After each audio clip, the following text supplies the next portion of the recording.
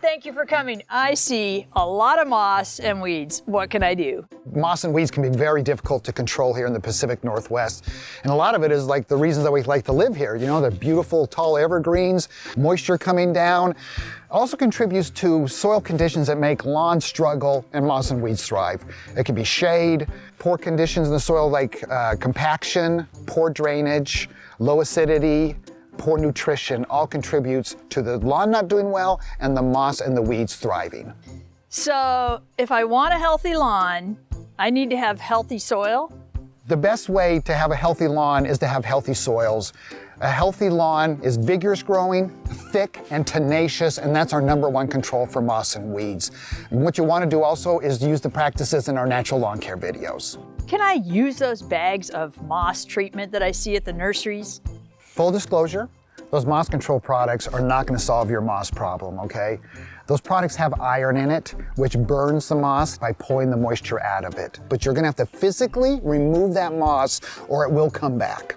It also makes the soil acidic, which makes moss thrive and makes it more difficult for lawn to be successful in those areas. So if you're going to use moss control products on an annual or a yearly basis, then you're actually making it better for the moss to be successful and for your lawn not to be successful. Is this really okay for my family and my pets and the environment? We're finding these products in our waterways, and we also feel that there could be some damage to aquatic wildlife or to regular wildlife by using these products. We're seeing staining. If you see those orange spots all over your sidewalk, that's from iron stains. That can happen inside your house if the product's tracked into your house. And then we have to be very careful with our pets' paws because that iron can dehydrate the paws. So we need to make sure that's being wiped off before they ever come back into the house. If I use these products, what do I have to keep in mind? Well, several things. #1, you're going to want to keep your family and your pets off of the lawn until it turns black. You're going to have to be very careful not to track these products into your house, which can cause staining. And then you'll want to be very careful with your pet's paws. Wipe them off with a damp towel so that it doesn't dehydrate them or they don't track anything in the house.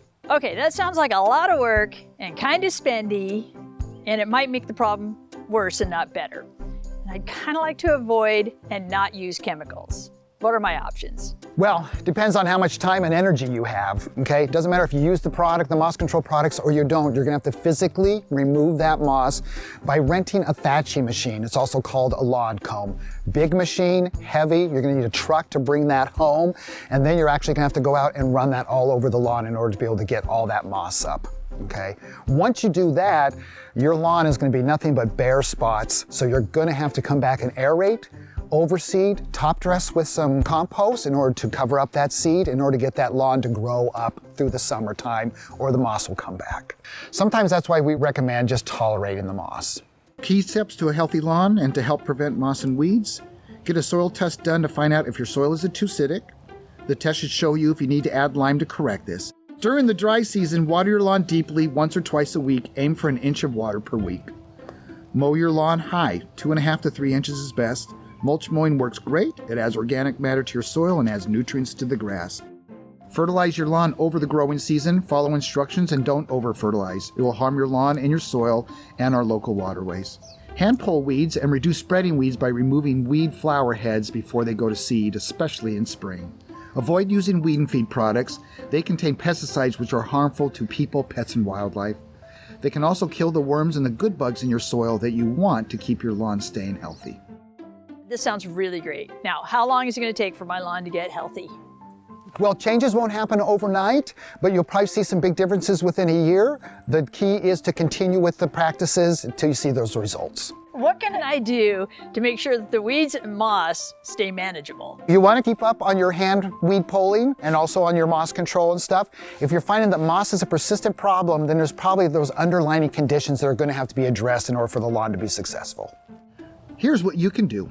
Prune your trees to allow more sunlight to reach the shady spots. Grass will always have a hard time growing under evergreen trees. Replace the lawn in shady areas with shade-tolerant ground covers or other plants. Aerate annually to help drainage problems and to break up compacted soil.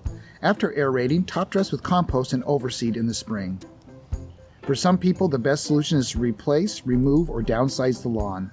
Embracing moss is a choice that people make. Moss is soft, can handle a lot of traffic and activity, and is low maintenance. It doesn't require mowing, watering, or feeding. It is a reasonable alternative to lawn. Living with moss can make your life much easier. Lad, great advice. I am really going to try and stay on top of and follow the natural yard care steps and recommendations.